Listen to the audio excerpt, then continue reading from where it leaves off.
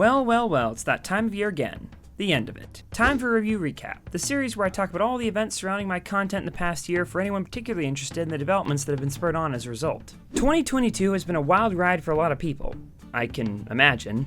But for me, it's been a bit of a transitional period, and it seems like a lot of time was just spent organizing future tasks. I can't really get into the details, but I'll say it's been a combination of career and academic ventures with a dash of odd life events tossed in. I've been working online as a writer for people you might know of, as well as taking classes to build a wider variety of editing skills, especially in After Effects and basic animation. But all of that has been secondary to my actual career in a different field entirely. Plus, some of the life events have been health-related, nothing serious, but that has taken away time too. Letting on anything more would be a doxing wish, but I do want to be clear that things have been quite hectic for a number of reasons in my offline life, and that's why I've been very distant on YouTube lately.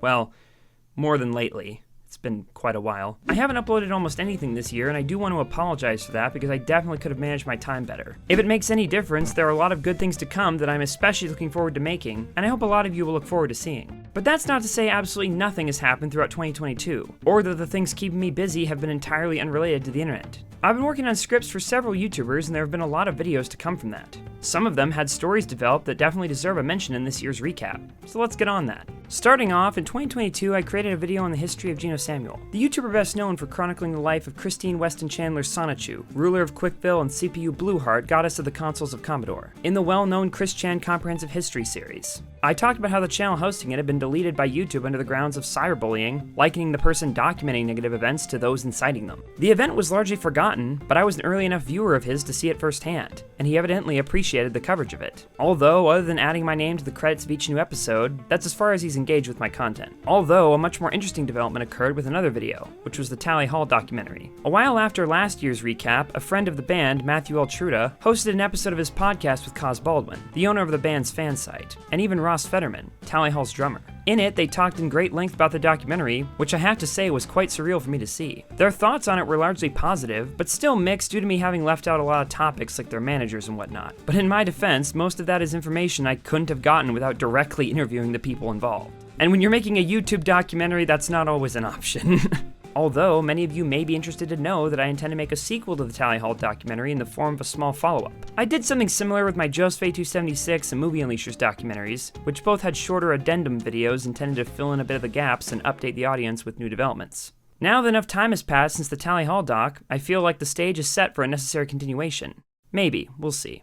Unless, of course, you count Tally Quest as the true sequel. For those of you at home keeping track, yes, I have now made 3 separate edits of Neil Cicierega's Brody Quest, each on the anniversary of the original. One on Neil himself in 2020, one on Movie Unleashers in 2021, posted on his channel, and one on Tally Hall in 2022, which was also a mashup of their songs. A very welcome contribution to the video. And I will say, the end result had a lot of funny reactions from the most random individuals. In terms of why I made it, Neil Cicierega and Tally Hall have such overlapping audiences that when my documentary came out, some of them had already known about me from Neil Quest. So I felt like Tally Quest was the natural next step. And most likely the next step after that will be something equally fitting. Probably won't make another Brody Quest parody though. But for right now, that's all the noteworthy events that have transpired with my videos this year.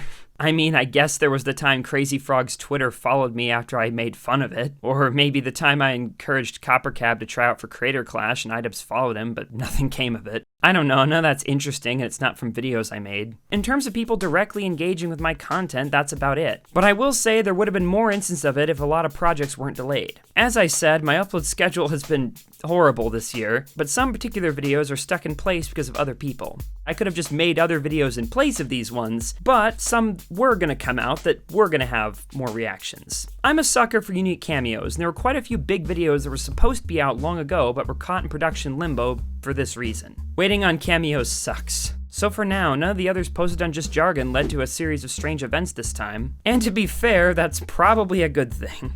I will admit in a strange way I've liked things being calmer this year, not in terms of upload schedule, but in terms of what actually happens, because I'm not exactly one to declare drama on people unironically, But it's been nice, just not really worrying about all that as much. But that's not to say I don't have videos elsewhere. A good chunk of my time this year has been spent working for Turkey Tom and Wavy Web Surf on a variety of videos, some of which were topics picked specifically for me to work on, like Tom's H3H3 Victims video, which was in many ways similar in subject matter to my Leafy Victims video, and similar to his Content Cop retrospective, which I also wrote. And in the midst of my nostalgic iDubbbz binge, I decided to make an iDubbbz Victims video for my own channel, going back even further to the people he went over in his Kickstarter crap series. Several of these were quite long, such as my Grade A Under A video that was over an hour, and several others were ideas that I directly pitched to him, like YouTube's Fight for Fair Use. Although one of them was both long and a topic that I pitched. And my god, I bit off more than I could chew. Enter the Cool Cat documentary, aka the world's worst children's movie director. Not my choice of title, but I think it fits too well. Just to be clear, the script for this alone was where my entire month of August went. I never intended it to be this big, but as I kept digging, I just kept dredging up gold from the legend Derek himself. It's almost the same length as the Tally Hall documentary. In fact, I think it would have been even longer before some minor cuts were made. Yes, it's 3 hours long, but I'm usually not one to make needlessly long videos unless it's on a topic that genuinely warrants it. I've even made a video on how needlessly long videos are annoying, and yet this is the second one of them I've made myself. Oh boy.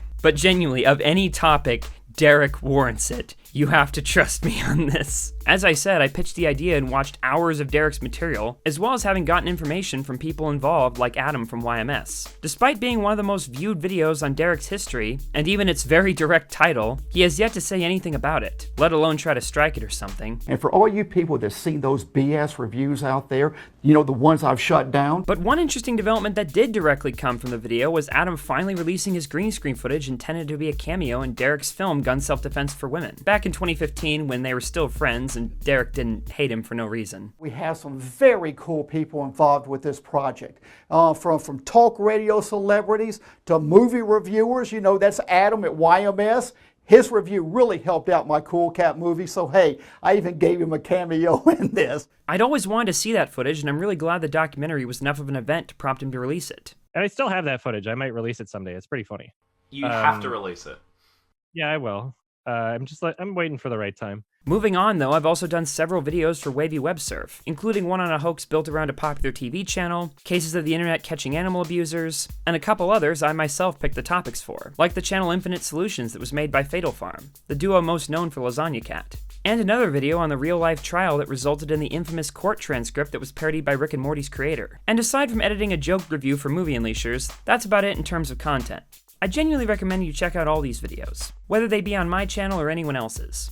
And if you are curious, one of the reasons I entered this arrangement is because, quite simply, my videos don't generate enough money to make these worthwhile. Despite how my voice sounds, I'm actually 25 years old, and at this point, I'm kind of in need of, you know, extra income. And the videos I've made on just Jargon have brought me into other people's radar and allowed me to continue supporting myself on YouTube content, even if it's not my own. I would genuinely like to change that though. But lately, I've cleared my schedule a little bit more. I can put emphasis back on my own content going forward. And if you'll bear with me, I think you'll be a fan of what's to come. Especially because you might remember that there's a gimmick that's supposed to occur at the end of these videos. And as you know, I'm a bit behind on that, but the wait is over. The next video you see from me will be the one I've promised you after all this time. See you then.